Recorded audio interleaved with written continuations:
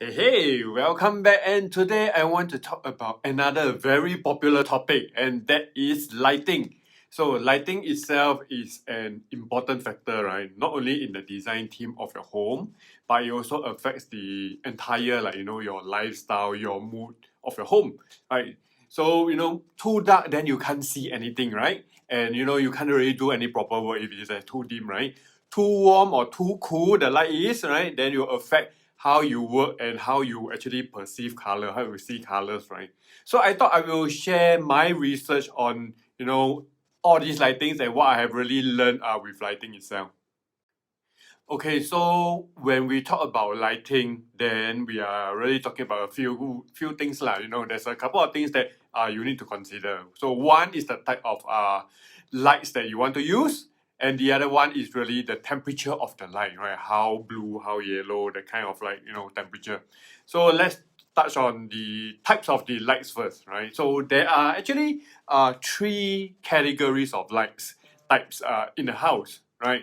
Ambient lighting, task lighting, accent lighting, right? So ambient lighting actually refers to the lights that illuminate the entire room, right? Often used to really determine the overall brightness of the room, right, of the surroundings. So they are usually softer, right? They can actually, set the mood lah, and which is why many homeowners have dimmable kind of feature for the ambient lightings.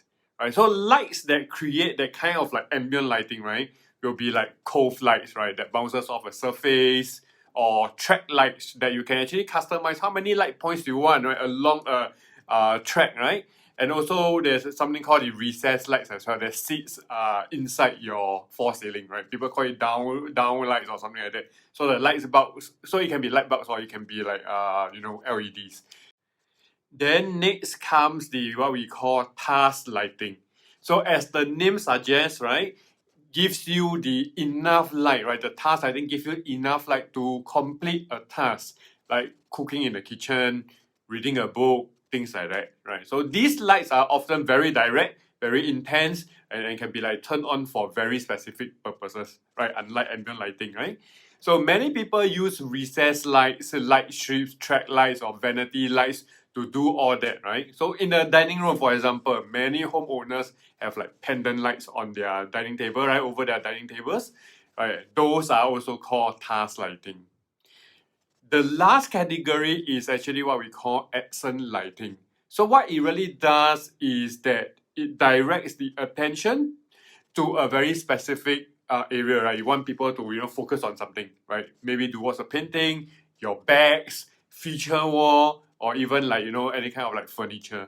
So they are usually adjustable, right? You can tilt in an angle, you can point here, point there, right? You can shift them around where you want to focus on. So nowadays, people use track lights, people use recessed lights as accent lightings as well, right? Especially on the ceilings. On the walls, then you may have track lights with the adjustable light bulbs, right? Those LEDs or just simple wall lights. Yeah, so when you are doing your light planning, right, for your new home, your new BTO, then you have to think about these three categories of light and how you plan to place them strategically, right? If you have a feature wall, right, do you want the accent lights there, right? If you have an open concept kitchen, right, you have an island, right, do you need dedicated pendant lights as your so-called task lighting? Right? How do you intend to illuminate the room, right? Cove lighting or what, right? Things like that. So this understanding, right, this sharing will actually help you to think through, right, on exactly how you plan your lights. And as you look at the options, between these categories, then you will see actually some lights, right, they are actually multi-purpose, right? It can be for accent lightings, right? It also can be for ambient lightings, right? Or it can also be functioning as a task lighting, right? So a lot of different kind of combinations, right? So these are track lights and recessed lights. So you can consider these options, right? So that you can. It's a lot more versatile, right? This is why recessed lights and track lights, right? They are so popular today, right? You can actually use different kind of bulbs. So recessed lights gives you that kind of clean minimalist ceiling feel, right? Right, track lights gives you the flexibility to add different kind of lightings, right? Wherever you want, right? At any position, right? If you like, right, you can actually mix them in your home, right? Some people use recessed and track lights together. So for myself, I will go for recessed lighting for its clean looks in my new house, right? I like the track lights, right? But the thing is that HDB, you know, they got a lot of beams, right? They are in the way, right? Then having too many of these segmented tracks didn't seem to look nice anymore, right? Then suddenly you have a pause in between your track, then no, I don't think I like that kind of look. So I rather go for the so-called uniform clean recessed lights instead. Right. Moving on, we talk about light temperature. Right. So it's all about, you know, how warm, how cool your lights will want to be. You want to be. Right. It can be like, you know, how yellow or how white, right? That's actually what it means by warm and cool. So warm lights gives off that kind of like cozy feeling, right? And easier on the eyes. And white lights, the cool lights, right, are more for like better visualization of colors and also more functional for many different tasks. So light temperature is measured by degrees of Kelvin, right? So the higher K value, right, the more cool or, you know, the more blue light is really involved. So different people have different preferences in terms of color temperature, light temperature. So some is totally fine with like very warm light, like, you know, everything in the room looks very yellow and orange, right? People are okay with that, but there are people who prefer very white lights, right? Because they just like bright and everything bright, right? So, but you know, generally, in places to relax and chill, you will want the lights to be warmer, right? In places with specific tasks, right, then your light should be cooler. So that's the rule of thumb when it comes to like, you know, light planning and stuff like that. But you know, if you are undecided or you don't know what to do, right? People living in the house cannot agree to have warm or cool lights, or you know, they clash, right, with their all their different kind of like preferences. Then how? Right, so there is something out there today called smart lights, right? It's something that basically you can adjust the temperature, right, to any level you want, right? Sometimes you can be cool or warm, right? It comes with a remote control, right? You can tune up, tune down, depending on the occasion, depending on the mood.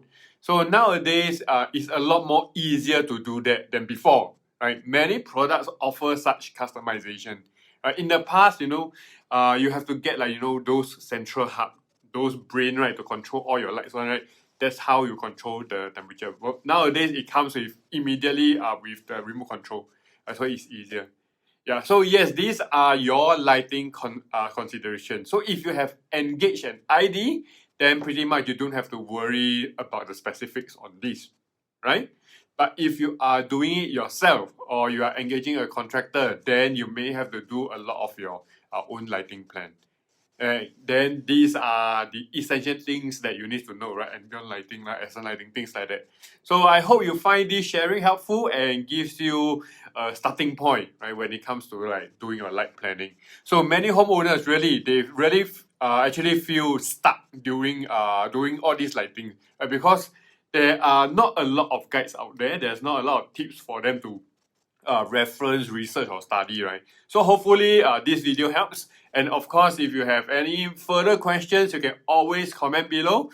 Remember to click on the subscribe button to follow me on my renovation journey, right? And you can see how my lighting will turn out to be, right? You know, how where we place all these different lightings. So until next time, I will see you soon.